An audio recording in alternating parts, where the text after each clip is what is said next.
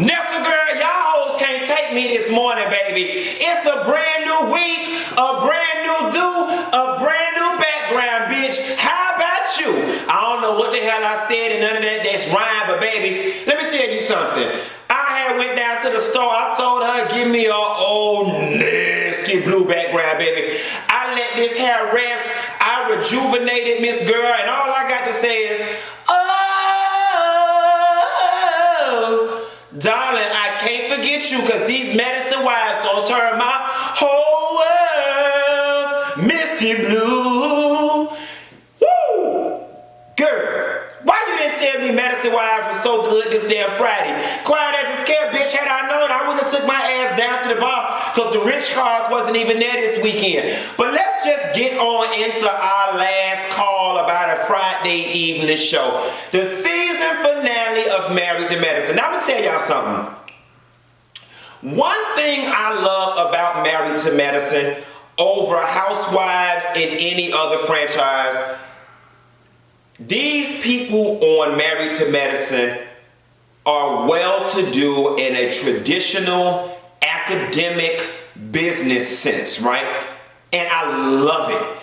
When Simone's son drove that big body Jag to school, bitch, I was like, wait a minute, I know this 17, 18-year-old boy ain't in no Jag. Not no big Jag. He wasn't no little Jag like this, but a big Jag like this. It made me all kind of uncomfortable in my soul, but then I thought about it and I said, yes, bitch, that right there is the hope and the dream of the motherfucking slave. Go off. I love every minute of it, but I'm gonna tell you something. His ass gonna need that big body Jag, because he goofy as fuck. The little one goofy too, but he gonna have a little more swag than his older brother. Simone, your son is giving me a real Norbit tease. Like, y'all might even be prepared for a big bitch named Rasputia coming to Christmas dinner after this first semester. I'm just saying. Toya and Eugene, I am happy for y'all too. Now listen, y'all made the best of having no storylines, so using these taxes, you know, as a fallback in order for y'all to stay on this damn show. But I am proud, impressed, and again, glad to be black. The simple fact that y'all was able to get in that much tax debt and get out of it that quickly. That being said, if Eugene was able to scrape up that much money in that short amount of time, imagine what else y'all could be doing if your back was up against the wall and your face was planted down to the mat. I hope this taught Toya and Eugene that, bitch, you can do any damn thing, because in order to pay your regular bills, maintain your regular lifestyle, and then pay off, what, $200,000 in tax debt, y'all some bad bitch. Like, that's bad. That takes me back to that Nene Leakes statement she made on last week's episode of Housewives, and she was like, y'all hoes sit up here arguing over doormats and living in $2 million houses. Do you know how hard it is to get a $2 million house? With that being said, Eugene and Toya, y'all are in a beautiful situation twofold. One, to have made enough money to be 200 in the hole, and then B, to continue to make money to pay off the 200 that you was in the hole. That's some amazing shit. Again, hope and the dream of the slave. Rich people problems. I'm all for it. Going back to hope and the dream of the slave and luxuries. Contessa deciding to quit work. Now let's really spend some time on this one. I feel for Contessa, and every time she starts crying about wanting to be with her kids, it does something to me. Hope and the dream of the slave. The option to even think about not working is a luxury. And it's one that most black people will never realize. I'm sorry, it ain't a damn person in my family who had the luxury of saying, maybe I will, maybe I won't. The hope and the dream of the slave. And yeah, we call them rich people problems. And I get into this all the time with some of my friends that are stay-at-home moms. Because I'm not gonna lie to you, because I seen my mama do it all, I really had no sympathy for stay-at-home moms. I'm like, there's not 40 hours of cooking and cleaning for you to be doing. So I'm not understanding all this, I'm so busy, this, that, and the third. And my good friend Quee said, yeah, you saw your mama do it. And you might have seen her do it effortlessly. But she was tired, she was this, she was that. And I'm pretty sure it was hard as hell. And if she could have had it easier, she would have chosen to. So why penalize women who have it easier by trying to diminish them by saying you ain't got no value, you ain't doing shit? And I thought about it and I'm like, you know what? You're absolutely right.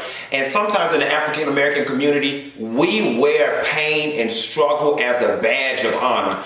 Oh, you ain't a real one, because a real one cook, clean, take the kids, fuck the husband, fuck her husband too if yours make you mad. And all that, and we do that, and we put people down for not struggling, because I guess so many of us are struggling. It's where we're comfortable. You know what I'm saying? And so, Contessa, at the start of the season, I was rolling my eyes. Like, girl, you complaining, you a doctor, you better get your money, get your money, get your money. But the only people who are so infatuated with money are people who don't have it. You know what I'm saying? And after you got money, you got a house, you got a nice car, a nice weave, all this stuff, it doesn't matter anymore, because all it can do is buy you additional material things that are not of any value to you. And you want to be with your kids. The hope and the dream of the slave, that you are even on a platform and in a well enough situation to be able to walk away from a dream career to be with your kids. The ancestors are proud, baby. Wakanda forever. Jackie charting, and you know what? Jackie charted when she got off of work with Curtis. Jackie has an anal retentive personality. Jackie gives me that she likes routine. Jackie gives me that she wakes up every morning at the same time, works out at the same time, eats a slice of grapefruit at the same time, leaves the house at the same time, use the bathroom at the same time, get off work at the same time, eat at the same time, say hello to her husband at the same. Like, Jackie gives me, and to her credit, in order to have gotten as successful as Jackie is, you do have to offer your life some regimen and routine. Case in point, if y'all have noticed, you know, a difference in the consistency in my videos, I've had to grow from just this laissez-faire bohemian, I wake up and just blow with the wind, and I had to add and implement a little more structure to my own life to get shit done.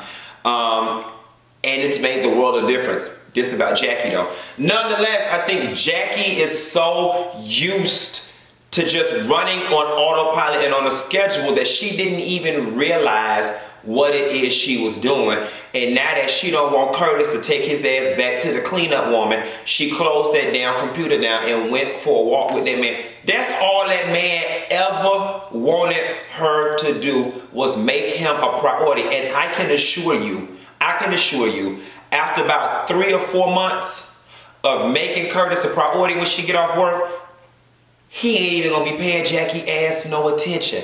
Half the time, people don't even really be wanting to be bothered with your ass. They just want to know that if they did, you were there. You know what I'm saying? Like, that's all it really be. Just give me the reassurance that you give a fuck, and I'll let you go on about your business. Shit, I had a long day at work too. I don't want to be up under you. You tired, I'm tired, I'm stressed out, you stressed out. But I just need the satisfaction of knowing 1 or 2 days a week, if I did want to cuddle, get a little frisky, or tell you about my day, that you were there. That's all. Options. I just want the option of knowing you there.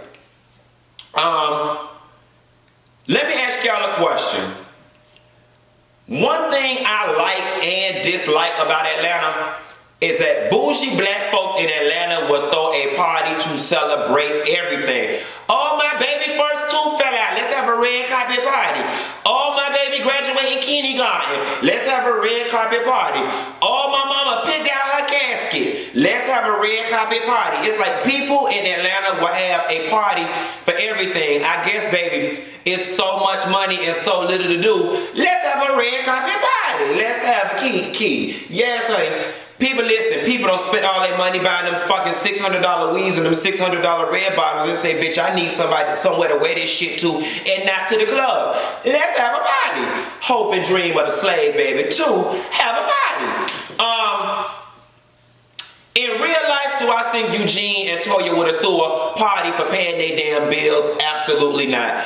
In reality TV life, do I think they needed a scene and needed a moment and needed a season finale for the show? Absolutely. So they did what?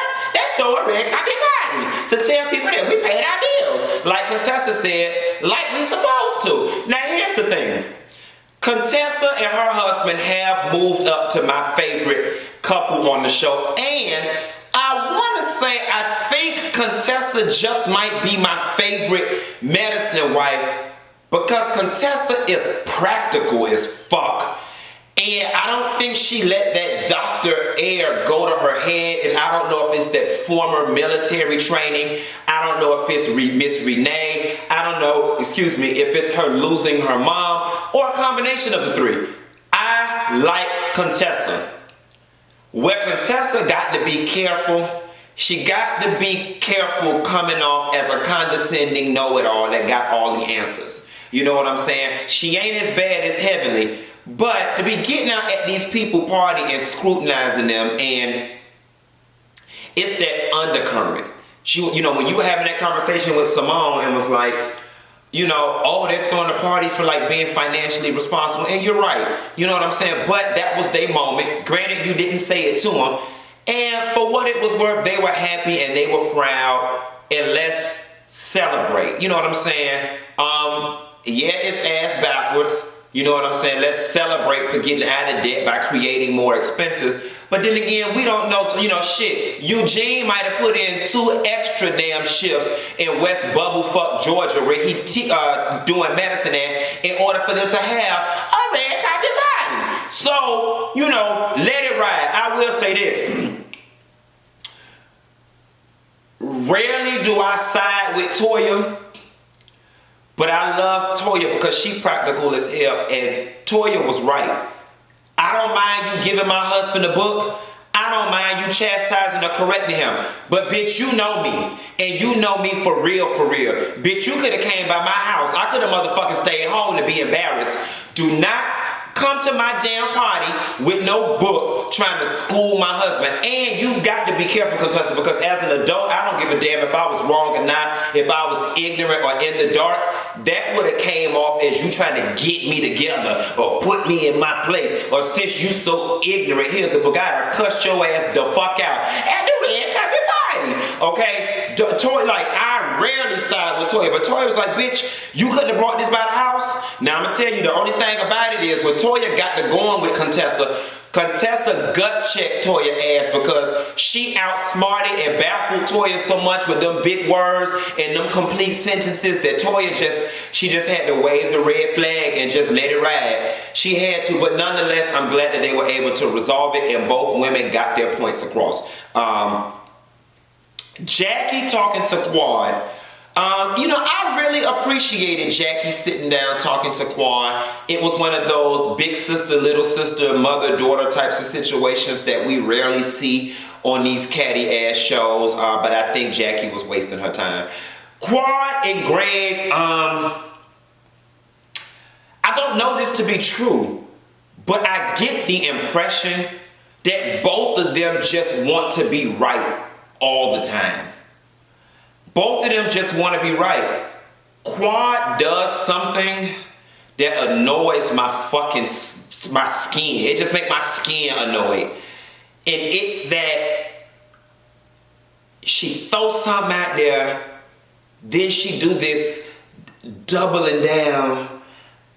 Are you going to finish? Or are you going to talk? I'm not going to do this. So soft-spoken, like manipulative, rich white woman shit, and I can't stand it because what it is condemnation, and it's condescending, veiled in manners. You're really chastising the person and condemning their behavior, but you're doing it in such a way that if the person get buck with you, then you can be like, but I'm not arguing, I'm not yelling, I said it polite. You can say a bunch of bullshit politely. At the end of the day, it's still bullshit. You can put lipstick on the pig, it's still a pig. And the same thing with Greg. I get the impression Greg don't be hearing a damn thing coming out of Quad mouth. He don't give a damn about what's coming out of Quad mouth. All Greg give a fuck about is the fact that he paid all the damn bills and her ass ought to be happy. And you know, that's indoctrination.